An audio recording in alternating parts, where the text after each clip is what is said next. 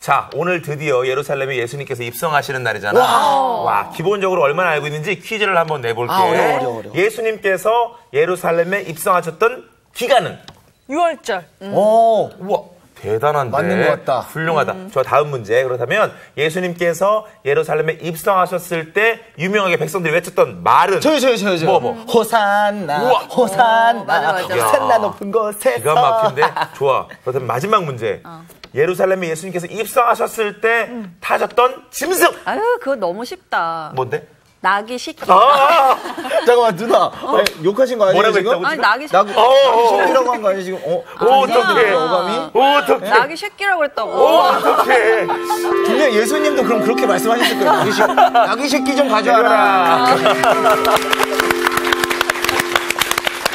선생님. 안녕하세요. 안녕하세요. 오늘 오실 때 나귀 새끼 타고 오신 거 아니죠?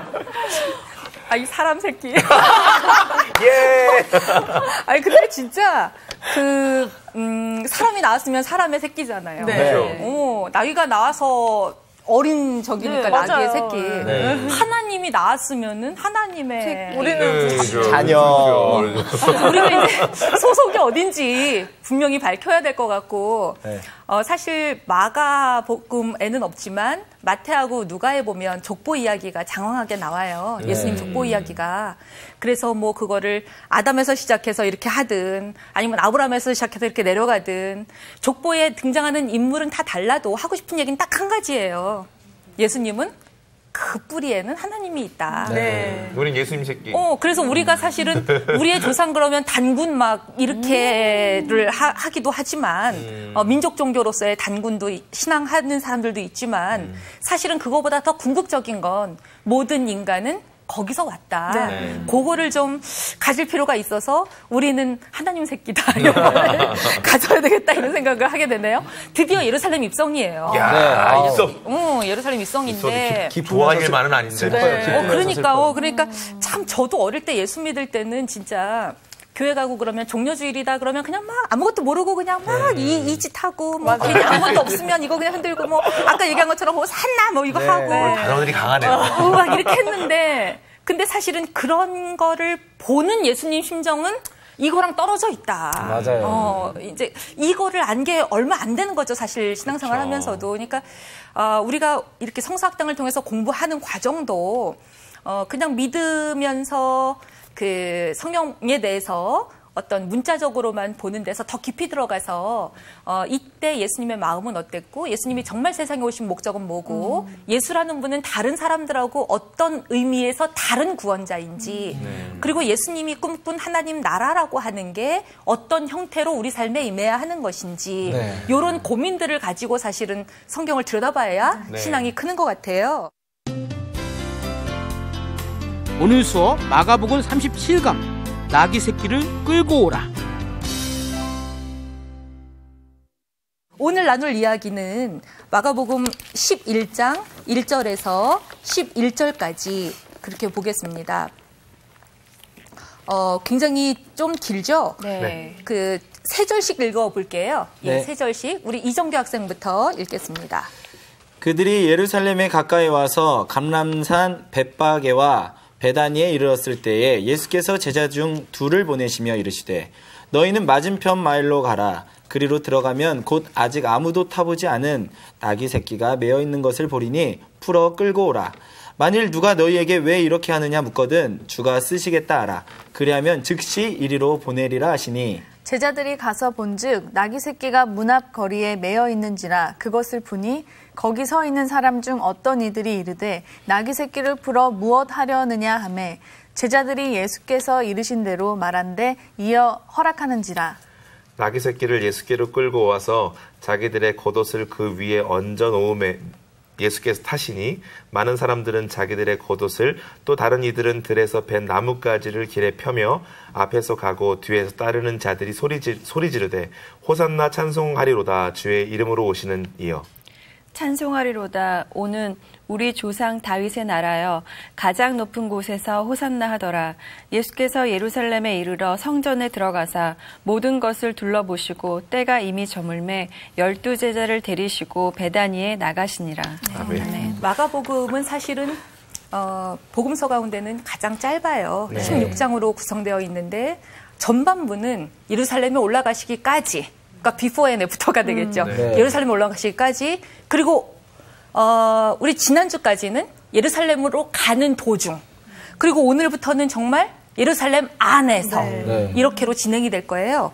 그런데 마가가 가장 공을 들이는 게 사실은 11장이에요. 왜냐하면 11장을 잘 이해해야 예수님이 왜 예루살렘에 오셨는지가 보여요.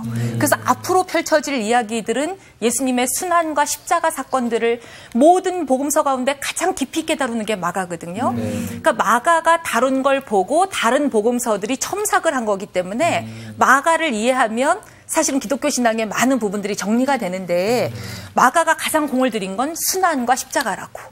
그런데 그 순환과 십자가를 이해하기 위해서는 11장의 내용을 정교하게 파악할 필요가 있어요.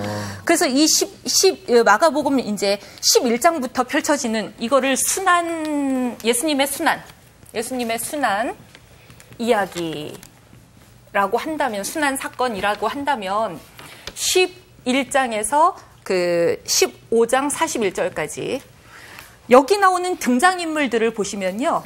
12제자들, 대제사장들, 예루살렘 대제사장들, 서기관들, 사내들인 장로들, 바리새인들, 헤롯 땅, 사두개인. 이제 이렇게 등장할 거예요. 등장인물들이. 네. 다 공통된 특징이 있어요. 그래서 제가 지난주에 바디메오 이야기가 11장 앞에 배치된 이유가 있겠다 말씀드렸었잖아요. 네. 바디메오도 예수님을 어떤 분인지 잘 몰랐다가 눈을 뜨면서 다시 보게 되면서 예수님이 이런 분이구나. 그러니까 내가 길가에 관망만 하고 구경만 할 게 아니라 주님의 제자가 돼야 되겠다. 이렇게 된 사람이었어요. 네. 그러면 이 사람들도 계속 우리가 보면서 이제 생각해야 되는 게 뭐냐면, 이 사람들은 예수님을 이해하고 있느냐, 아니면 이해가 안 돼서 오해하고 있느냐, 이거예요. 오해하고 이해의 차이가 뭔지 아세요? 이해는 아니, 그렇게 말 안 할 것 같은 좋은 학생이 그렇게 안 할 것 같은, 내가 정규 학생이었으면 얘가 누나 벌어지네. 오해하고 이해의 차이가 네, 3이래. 그럴 수 있네요. 네. 썰렁. 그러니까 이해를 한다는 거는 저 사람, 그러니까 영어 단어 언더스탠드라 그러는 거 아니에요. 네. 그러니까 저 사람하고 이렇게 스대 좀 아래서 이렇게 그분을 다시 좀 보면서 그분의 마음도 좀 되어보면서 이렇게 해야 이해가 되는 것인데, 네. 오해는 미스테이크가 늘 일어나는 거예요. 조금씩 다른 거예요. 맞아요. 뭔가 핀트가 계속 안 맞아요. 네. 그런데 이럴 때마다 예수님은 철저하게 이방인이 되시는 거예요. 그래서 여태까지 오는 동안에 예수님이 누구인지 이해한 사람들을 보면 면면들이 누구냐면 이런 사람들이 아니었다 이거예요. 그렇죠. 그러면 예수님은 누구에 의해서 이해를 받았냐? 혈루병 여인, 뭐 스로보니게 여인, 거라사, 뭐 귀신 들린 사람, 막 이런 사람들, 뭐 그야말로 이 시대의 유대교 회당 권력이 죄인이라고 말했던 사람들, 이방인들, 여성, 이런 사람들은 예수님을 이해하면서 따라와요. 지금 여기는 지금 상세하게 목록들이 나오지 않아요. 왜? 성경은 신문기사가 아니에요. 신문기사 같으면 예수님이 예루살렘에 입성하실 때 누구가 따라왔다. 이걸 정확하게 해줘야 되는데, 그렇게 이 사람들은 저널리스트가 아니거든요. 신문 기자가 아니고 신학자이기 때문에 그렇게 성경을 서술하지 않아요. 그러면 우리가 예루살렘부터 여자들이 따라온 거 어떻게 알아?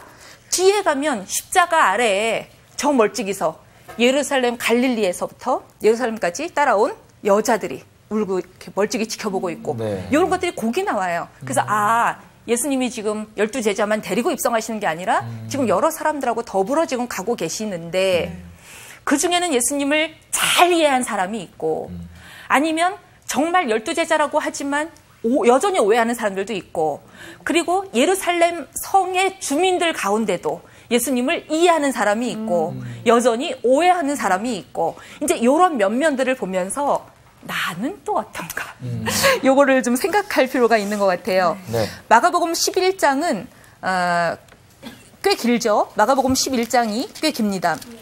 그런데 11장은 주로 예루살렘과 예루살렘 성전을 중심으로 일어나는 일들인데 네. 시간적으로는 약 3일간 일어나는 일들이에요. 네. 1절에서 11절까지 오늘 우리가 다루고자 하는 본문 1절에서 11절까지 여기는 이제 예루살렘에 들어오셨어요. 네.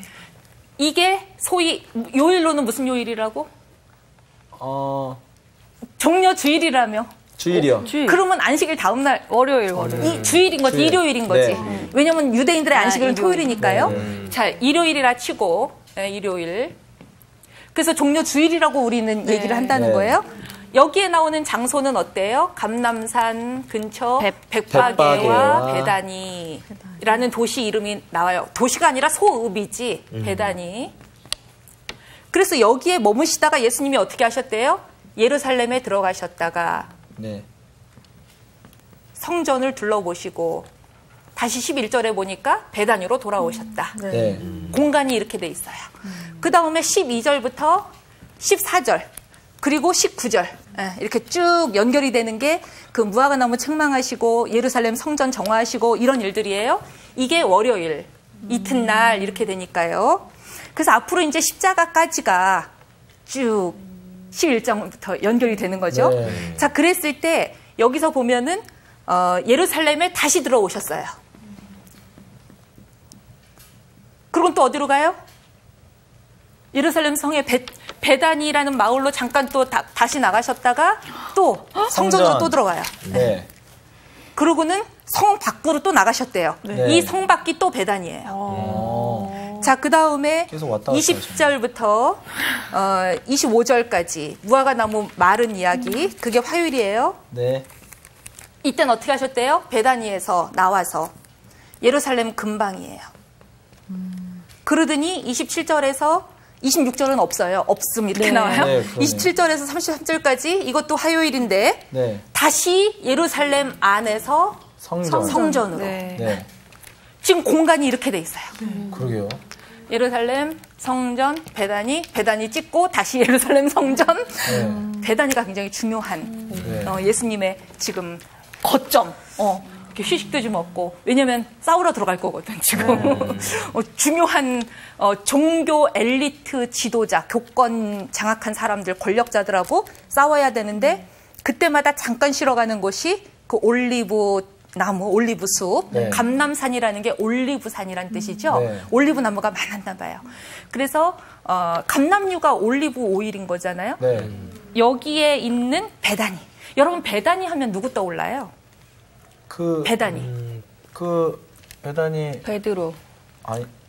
베다니 하면 떠오르는 유명한 예수님의 여자 친구들이 나와야 되는데. 마리아와 마르다? 그렇지. 어머, 그렇게 하면 또 나오네.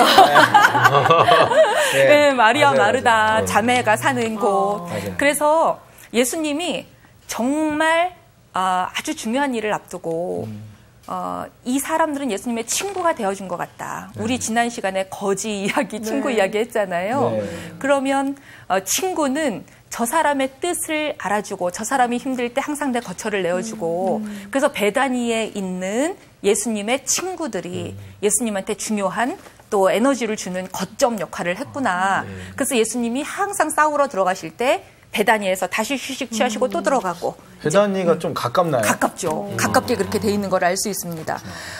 지금 예수님의 일행이 가는 곳이 여리고에서 올라가는 거잖아요. 네. 여리고에서 예루살렘. 왜냐하면 여리고인 건 또 어떻게 알아요? 지난주에 나왔던 바디메오 이야기가 여리고였으니까 여리고에서 출발해서 예루살렘까지.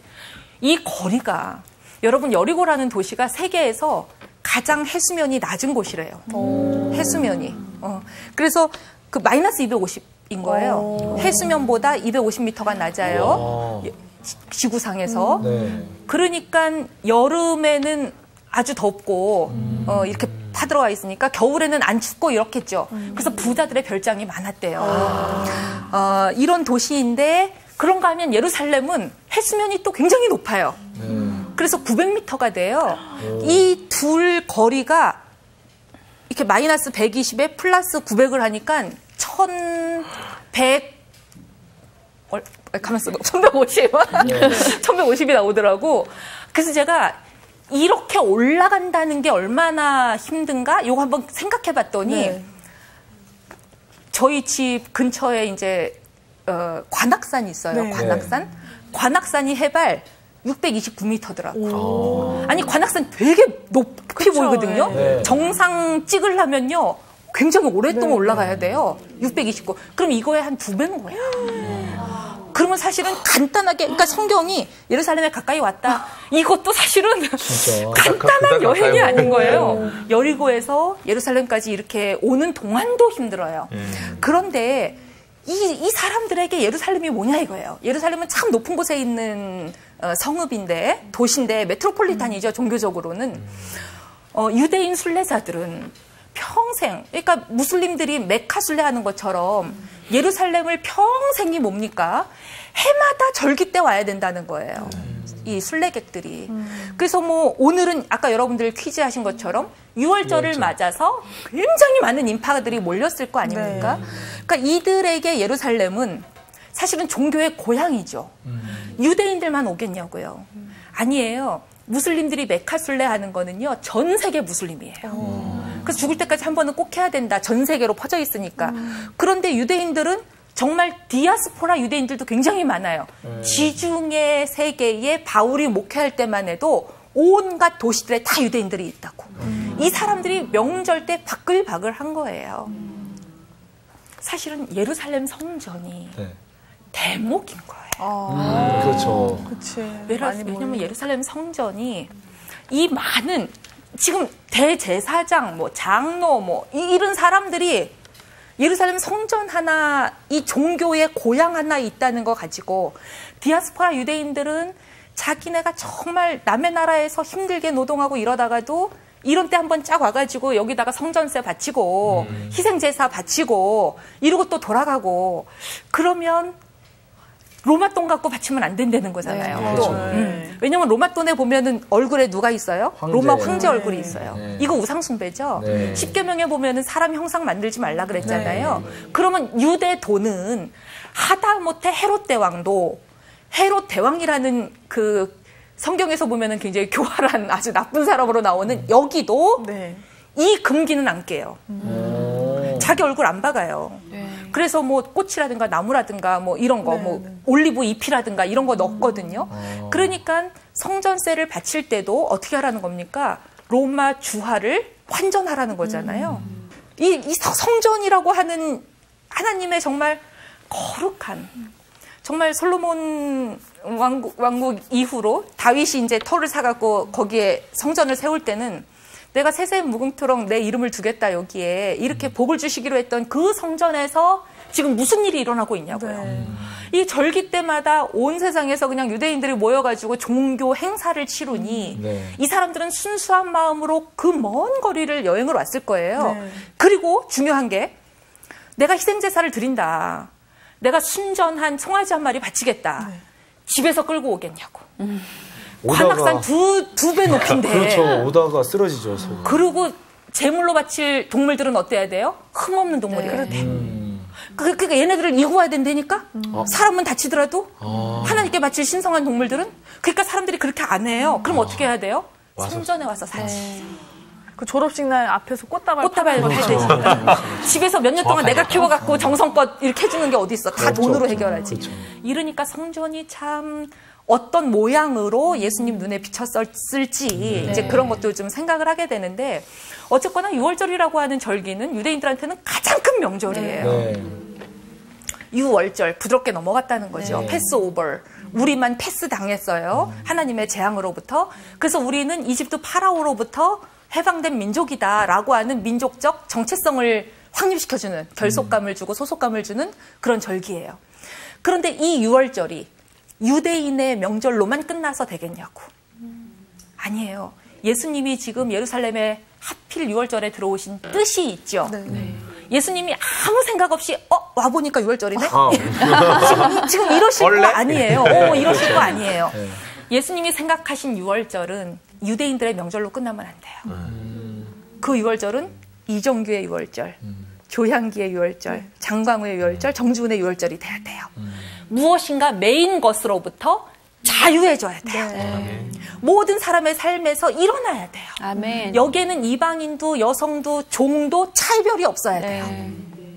유대인들만 즐기고 막 친구들끼리 모이고 우리 그동안 여기까지 오느라고 수고했어 막 이러면서 잔치 벌이고 노래하고 그렇게 하면 안 된다고. 그래서 저는 6월절에 예루살렘 성전에 입성하신 예수님 사건을 보면서 우리가 다시 한번 짐작해야 되는 건, 나 신앙을 돌아봐야 되는 건, 나에게도 6월절이 있는가. 나는 무엇으로부터 자유케 되어서 앞으로 더 이상 거기에 매여 살지 않는 존재가 되었는가. 그거 생각해야 되는 것 같아요. 그게 무엇이 되었든. 뭐 우리 뒤에 우리 청년들 있잖아요. 취업. 취업하라. 그리하면 너와 내 집이 구원을 얻으리라. 우리를 진짜 속박하고 있는 거 되게 많아요. 근데 그 취업이라고 하는 문제도 내가 아무리 준비해도 그 기준은 왜 이렇게 높기만 하냐고. 그 문은 왜 이렇게 병목 현상이야. 들어갈 사람은 많은데 뽑는 건 한두 명. 그러면 나를 옥죄이고 있는 이 귀신은 뭡니까? 그 회사가 아니라 우리를 무한 경쟁시키는 이 시스템이에요. 그 귀신에 사로잡혀서 계속 끌려다니면 우리에게는 영원히 6월절이 없어요. 여기서 자유와 해방이 어떤 방식으로 내게 임할지 그 답을 달라고. 그게 나의 6월절이 돼야 돼요. 그래서 예수님은 뭐 어린 양의 피로 문설주에 발라서 6월절이 일어났지 내 피 줄게. 이제 보혈 흘리실 거거든요. 모든 인류의 6월절을 선물로 줄게. 이렇게 이제 당당하게 입성을 하셨어요. 그래서 11장에 그들이 예루살렘에 가까이 와서 이렇게 초간단하게 묘사되어 있지만 이건 결코 지리적으로나 육체적으로 간단한 거리도 아니거니와 예수님의 이 뜻, 오늘 입성하는 예수님의 이 뜻 아주 큰 의미를 담고 있다. 필연적으로 예루살렘에 들어가야 하시는. 자, 들어와서 벳바게와 베다니에 이르렀어요. 두 동네가 붙어 있었나 봐요. 여러분 여기서 좀 재미있는 퀴즈 하나 내면 벳바게 성경에 보면은 우리는 받침이 베다니 이르니까 벳바게 여긴 또 시옷 받침 쓰이고 베데스다 이럴 땐 또 아무 받침 없고 베다니도 아무 받침 없고 벳엘 이럴 땐 또 디귿 받침 쓰고 이래서 얘네 단어가 다 다르라고 생각해요. 근데 이거는 우리말로 표기할 때 그렇고 원래 히브리어로 쓸 때는 다 앞에 배나 벳이나 이런 게 붙을 때는 집이란 뜻이죠. 역시 김석 박사. 이 작은 소리로 집. 그러니까 나기 쉽게 이런 거 하지 마. 제가 자꾸 시켰어요. 안 어울려. 집 이런 거 하세요 그냥. 그래서 베넬 그러면 하나님의 집이잖아요. 그러면 그 베데스다 이거는 자비의 집이에요. 그리고 뭐 베다니가 좀 이제 예수님한테 이렇게 의미 있는 동네인데 저 동네 이름이 좀 신기하더라고. 가난한 자의 집이야. 그래서 제가 참 생각한 게 역시 산상수훈에서 가난한 자가 복이 있다. 그런데 이 가난한 자의 집인데 여기에 또 다른 뜻이 있는 거예요. 슬픔의 집도 있고. 그것도 너무 절묘해. 예수님이 지금 예루살렘에 놀러 온 거 아니잖아요. 다른 순례객들은 뭐 여러 가지 자기의 목적이 이끄는 삶이야. 또 내가 고향에 돌아가서 장사 좀 잘 되게 막 이런 건데 예수님은 지금 그 뜻이 아니었거든요. 그래서 슬픔의 집이란 뜻도 있고 또 신기한 게 노래의 집이란 뜻도 있어. 베다니가요? 그래서 슬픔이 변하여 찬양이 되고 이런 것처럼 그래서 베다니란 이름이 참 신기하다. 제가 그런 생각을 하게 되는데 베들레헴은 그럼 뭐예요? 떡집. 그렇지, 떡집. 빵집. 그래서 곡창지대. 빵집하고 떡집이 베들레헴 이름이 네, 그랬어요. 그래서 이제 이게 벳이 들어가면 그런데 그러면 벳바게는 무슨 뜻이냐 이거예요. 요거가 저는 진짜 마가가요. 성경을 쓸 때 이 사람은 문학 천재 같아.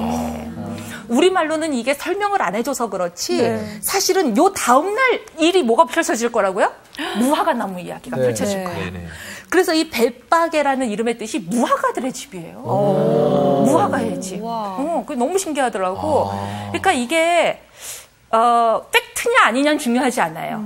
왜냐하면 제가 누누이 설명하지만 성경을 팩트냐 아니냐, 사실이냐 아니냐의 눈으로 보면 성경 기자들은 다 신문 기자가 돼야 되고 거짓말 탐지기에 올려놔야 되고 막 이래요. 그건 21세기 우리의 눈이고 성경 기자들은 팩트를 쓰는 게 아니에요. 이분들은 일어난 사건을 자기와 하나님이 나눈 대화, 깨달음을 증거해서 신학 작업을 하는 거예요. 그래서 벳박에 왔다, 베다니에 이르렀다 이런 말들이 사실은 예수님이 앞으로 하고자 하는 일들 심판하시고 누가 참 무화과 나무냐, 이제 어떤 게 진정한 종교냐 이런 모든 것들의 이름들을 좀 상징적으로 넣은 거 아닌가 이런 생각도 하게 되는데 자 제자들을 몇을 보냈어요? 둘이요. 둘을 보내. 우리 7장인가 예수님이 제자들 파송할 때도 짝을 지어서 보냈죠. 둘씩. 무슬림들도 많이 이 전통을 따라와요. 왜냐하면 성경에서 볼 때 증인이 성립이 되려면 항상 2사람씩 다녀야 돼요. 그래서 제자 둘을 착출해서 보내요. 가가지고 어떻게 하래요? 나귀가 아직 아무도 타보지 않은 어린 나귀가 매어 있는 걸 볼 거래요. 동키 아주 어린 나귀가 있는 걸 볼 거래요. 그래서 풀어가지고 그냥 끌고 오래요. 요거 약간 약간 그런데 만일 누가 물어보거든. 아니 근데 안 물어보겠냐고. 그렇죠. 아니 근데 그냥 끌고 와라? 나는 이렇게 말한 것도 되게 웃겼는데요. 21세기 우리의 감성으로는 안 맞잖아요. 그렇죠. 이렇게 허락을 좀 받아야 될 것 같고 고개가 차용증에서. 갸우뚱되는 그런. 그런데 만일 누가 물어보거든. 이게 중요해요. 주가 쓰시겠다. 예수님이 자기 자신을 인자라고 표현하든지 아니면 주라는 표현은 다른 사람들이 하는데 이 장면에서는 드디어 당신을 주로 현시하셨어요. 주가 쓰시겠다 하라. 이랬어요. 그래서 이렇게 여러분 혹시 1번 이렇게 보이시나요? 그 맨 아래 보시면 주가 쓰시겠다 하고서 1번 딱 이렇게 있죠. 다른 사본에 즉시 돌려보내리라 하라. 이것까지 붙어있는 성경이 많다 이거죠. 영어 성경은 다 이렇게 해놨어요. 잠깐만 빌려줘 이런 느낌이네요. He need 이렇게 해놓은 다음에 필요하대. 그런데 he will send back 뭐 이렇게 바로 shortly 빨리 쓰고 돌려준대. 이렇게 영어 성경은 그렇게 나왔어요. 그래서 주가 쓰시겠다 하라. 요렇게만 하면 또 너무 예의 없어 보이니까 쓰고 나서 바로 돌려드린다 하라 가지고 이제 한 미리 좀 허락을 받았어도 괜찮아요. 그런데 이제 근데 재밌는 게 이게 안 써 있다는 거죠. 이렇게 각주로는 보냈는데 밑에 설명으로는 보냈는데 본문에는 주가 쓰시겠다 하라 이래요. 이게 지금 우리의 그 인간 감각으로는 어떤 형법 체계나 이런 걸로는 굉장히 안 맞는다 이런 것 같지만 지금 예수님이 하고자 하는 일은 뭐냐면 주권이에요. 주권적 자유. 이제 막 허락받고 어쩌고 그런 거 아니에요. 당신이 하나님의 아들로 온 세상에 드디어 현실을 하실 것이고 하나님이 내가 너 구원해 줄게 내 허락 받아요? 아니에요. 하나님의 주권적 자유예요. 하나님이 복 주시겠다는데 내가 왜 그걸 질투를 하냐고. 하나님이 우리 정규 씨 음박을 대박 내겠다는데 내가 아니 저 얼굴로 대박 나도 되나? 내 책은 왜 대박 안 나고? 막 이거 안 된다 이거예요. 그거 하나님의 절대 자유예요. 예수님이 지금 그렇게 행동하고 있다 이거예요. 그래서 사실은 여기서부터는 인간적인 관점으로, 그러니까 예를 들면 안 믿는 사람들은 막 이런 표현들 써요. 이렇게 성경 읽다 보면 예수님이 굉장히 자연 보호도 안 하시는 분 같고, 왜냐면 막 돼지 2,000마리를 몰살시킨다든지, 구제역 파동 때 살처분 돼지 보면 불쌍한데 예수님은 그런 가가 없는 것 같고, 그 다음에 무화과 나무도 막 마르게 하고, 막 이렇게 하면서 기독교야말로 가장 반생태적인 종교다. 그런 분들이 오해하는 건 뭐냐면 성경 기자들이 어떤 것을 기록할 때는 이분들의 등장인물, 도시 이런 것들은 다 신학이에요. 그래서 그거를 뭐 어느 신문에 난 것을 기록한 게 아니고요. 자기들이 의미 있다고 생각되는 내용들을 넣은 거예요. 그래서 무화과나무 이야기를 볼 때도 정말 나무가 지금 다시 가니까 열매 안 맺고 있더라. 예수님의 저주가 2000년 동안 왔다. 그게 아니고 요 이야기가 여기 딱 들어가 있는 이유는 무화과나무는 인간의 종교성, 유대교 성전을 상징할 거거든요. 그래서 우리가 그런 분들의 공격에 맞서서 기독교의 진리를 좀 변호하려면 성경이 어떤 장르의 책이며 예수님이 왜 이렇게 행동하고 계시는지를 파악할 필요가 있는 거예요.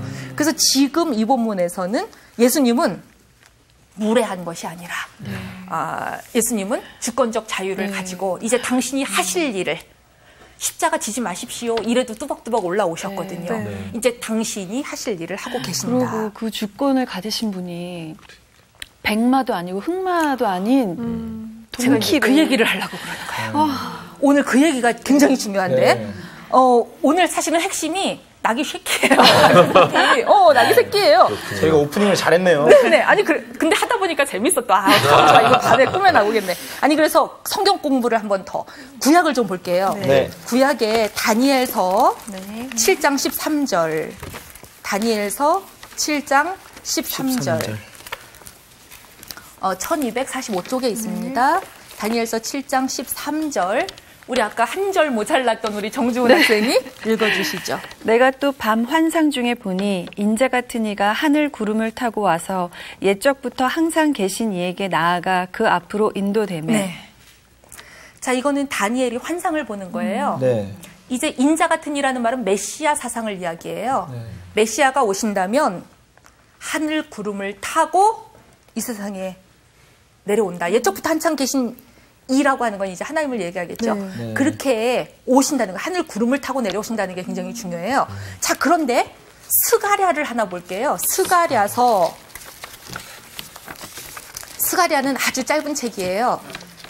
스가랴서 9장 9절. 9장 9절. 네, 찾으셨습니까? 네. 그럼 우리 향기 자매가 읽어주시죠. 시온에 따라 크게 기뻐할지어다. 예루살렘에 따라 즐거이 부를지어다. 보라, 내 왕이 내게 임하시나니 그의 공의로우시며 구원을 베푸시며 겸손하여서 나귀를 타시나니 나귀가 작은 것 곧 나귀 새끼니라. 네네네. 구약에는 메시아가 오신다면 이렇게 올 거다라고 하는 예언이 두 군데 다른 버전으로, 다른 몰전으로 이렇게 나와 있어요. 스가랴서가 중요한 이유는 스가랴에 나오는 여러 예언들 가운데 정말 메시아를 그대로 묘사한 것들이 많아서 성경에 이게 소예언서잖아요. 짧은데도 성경에 들어가 있어요. 그런데 지금 예수님은 두 이야기 가운데 어떤 걸 택하신 거예요? 스가랴를 택한 거네. 구름 타고 안 오신 거네. 근데 우리가 알기로 예수님이 승천하실 때는 어떻게 올라갔대요? 구름 타고. 그러면 이게 중요한 거예요. 이 두 개의 불일치. 여러분들은 지금 유대인이 아니기 때문에 예수님이 예루살렘에 입성할 때 나귀 새끼를 타고 올 때 왜 구름 타고 안 왔어? 다니엘서에는 이렇게 써 있는데 라는 판단을 못 하잖아요. 근데 유대인들은 두 가지를 다 갖고 있다고. 그렇죠. 그랬을 때 왜 나귀 새끼를 타야 됐었는지 이거에 대해서 의문이 들을 수 있어요. 아니 이 두 가지 전승의 불일치를 어떻게 해결을 하느냐. 여러분 혹시 탈무드라고 아시죠? 탈무드, 바빌로니아 탈무드라고 하는 탈무드에 보면 알렉산드리아 랍비가 이렇게 해석을 해놨어요. 만일 그들이 메시아들을 받아들일만 하면 구름을 타고 오실 거고 만일 그들이 메시아를 안 받아들인다면 나귀를 타고 오실 거다. 그렇게 해석을 해놨어요. 그러면 예수님이 지금 예루살렘으로 입성을 하실 때 나귀를 탔다는 건 뭐예요? 누가 안 받아들일 거예요? 저 많은 사람들이. 이 많은 사람들이. 이 많은 사람들. 근데 그 앞에 제일 앞에 12개잖아요. 이게 참 독이 걸리네. 근데 사실은 십자가 아래서 다 도망갔잖아요. 그렇죠. 그래서 이제 자기들의 기대와 다르다고 해서 도망갔기 때문에 그리고 그들이 그러면 힘을 얻고 참 제자가 됐던 건 언젠데? 예수님 부활 이후. 부활하시고. 그리고 부활 이후에 예수님이 어떻게 그들에게 보여주셨는데? 구름 타고 하늘로 올라가셨다고. 올라가시면서 뭐라고 약속해 주셨는데? 내가 다시 이 모양으로 오시겠다 그랬다고. 그래서 사도행전 2장에 보면 성령이 내리는 장면이 어때요? 하늘에서 불이 내려오죠. 구름 타고 구름이 막 끼어 있고 불의 혀 같은 것들이 막 갈라지고 사람의 입에서 막 다른 말들도 나오고 이런 성령 체험 사건이 있다고요. 그래서 예수님이 지금 나귀를 타시는 이유는 아직은 이 세상 사람들이 당신이 어떤 의미의 메시아인지 잘 모르는 상태인 거예요. 그래서 나귀를 타고 들어오셨고 그러나 성령 이후 시대에는 제자들도 다 성령을 받은 다음에는 제자들도 구원받은 거죠. 제자들도 예수님 그 제대로 된 이해 반열에 같이 올라간 거예요. 그래서 구약의 두 가지 버전이 있는데 예수님이 만약에 더 강력하게 모든 사람들에게 자기를 드러내려면 승천 때 그렇게 하지 마시고 아예 예루살렘에 입성하실 때 정말 손오공처럼 구름 타고 딱 오셨으면 사람들이 What a miracle 막 이러면서 다 이랬을 거예요.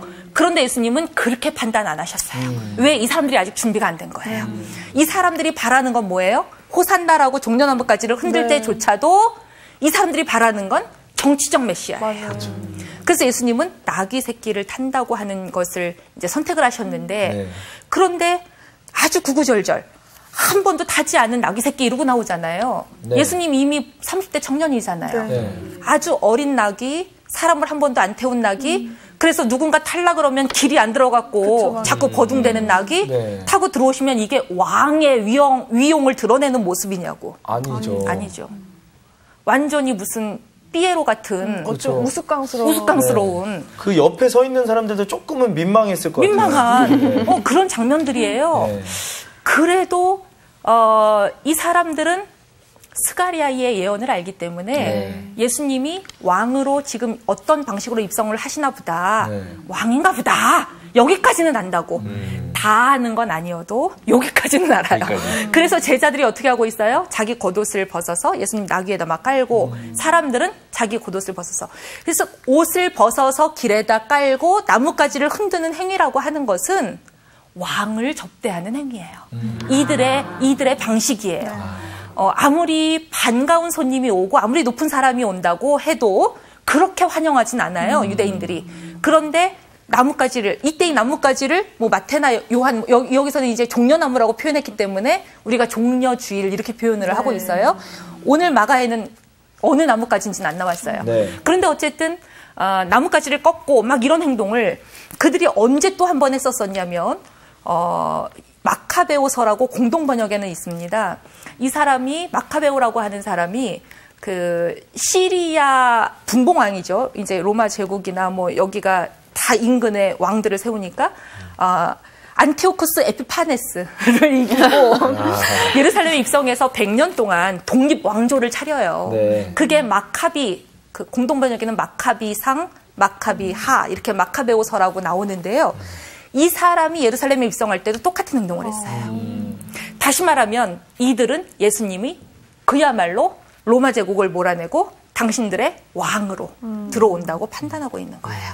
그래서 우리가 호산나라고 말을 할 때 호산나라는 말은 시편 118편에 나오는 거거든요. 118, 25절에서 26절에 나오는 표현인데 찬양합니다, 할렐루야 이런 게 아니고요. Save now. 지금 우리를 구원하소서 이런 표현이에요. 지금 우리를 구원하소서. 그런데 이때의 구원이 이들이 막 호산나라고 외칠 때 이때의 구원이 단순히 로마 제국 물리치고 예수님은 그런 권능이 있으신 분 아닙니까? 마카베오도 했던 일을 당신은 왜 안 하십니까? 이런 의미로 하는 것이라면 예수님은 아직 저들이 나를 제대로 환대하는 게 아니다 이렇게 판단을 하시겠죠. 그래서 심지어 마가복음에 보면 지금 호산나 막 여기만 한 게 아니라 그 시편 118편 25절에서 26절 말고도 지금 그 찬양을 그대로 이어갖고 하고 있는데 이들이 덧붙인 찬양이 있어요. 그게 10절이거든요. 오는 우리 조상 다윗의 나라여. 이 표현이 위험한 표현입니다. 이게 금기 표현입니다. 이것은 마치 바디메오가 다윗의 자손이요 이렇게 부른 것처럼 오는 우리 조상 다윗의 나라여. 이 말은 예수님을 이렇게 지금 부르고 있다는 거는 빨리 다윗 왕국 이거를 회복시키시라 이런 정치적인 발언이기 때문에 사실은 이들이 호산나라고 그분을 모셔드릴 때에 굉장한 정치적인 야망으로 이루고 있다. 이거를 알 수 있고 여러분 요 본문을 그대로 많이 가져가서 다시 첨삭을 한 것이 마태 21장 1절에서 11절, 누가 19장 28절에서 40절, 요한 12장 12절에서 19절 이렇게 나오잖아요. 마태를 읽어보시면 이제 재밌게 이렇게 돼 있는 거죠.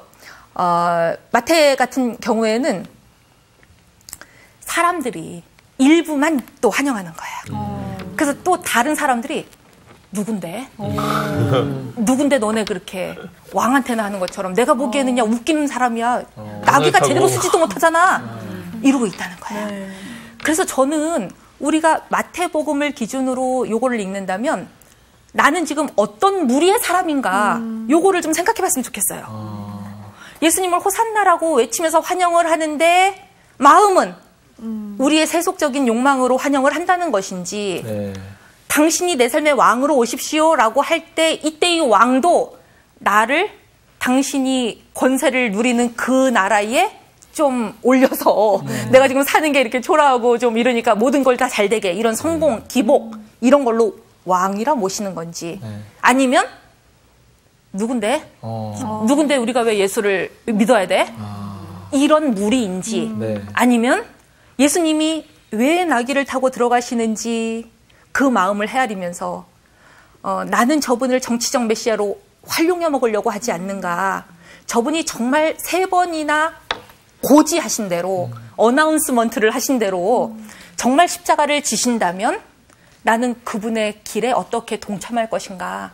지금 이런 마음으로 예수님하고 한 길을 가고 있는 것인지 이 세 부류의 사람들 가운데 참 제자는 물론 3번째죠. 그래서 그 나중에 이제 순환사화들 보면 몇몇 사람들은 정말 예수님의 죽음과 이런 거에 동참하고 있잖아요. 근데 사실 많은 사람들은 1번 아니면 2번이라는 거죠. 그래서 그 오늘 본문에서 우리가 좀 정확하게 봐야 되는 거는 예수님이 더 많은 사람들을 빨리 효율적으로 강력하게 믿게 하려면 저들이 갖고 있는 메시아관을 확증시켜 주려면 당신이 가실 때의 방식으로 구름 타고 오셨어도 되련만 그 방법을 취하지 않으시고 가장 겸손하여서 우스꽝스러운 모습으로 나귀 새끼를 타셨다. 그리고 여전히 많은 사람들은 예수님이 어떤 의미의 메시아인지 오해하면서 계속 예수님을 사실은 어떤 의미에서는 죽음으로 또 빨리빨리 몰아넣고 있는 거고 그렇게 지금 행동하고 있다. 나는 예수님을 우리 삶에 어떤 왕으로 접대하고 있는가 이런 생각을 좀 해보셨으면 좋겠습니다. 네. 오늘 강의 여기서 마칩니다. 감사합니다. 감사합니다.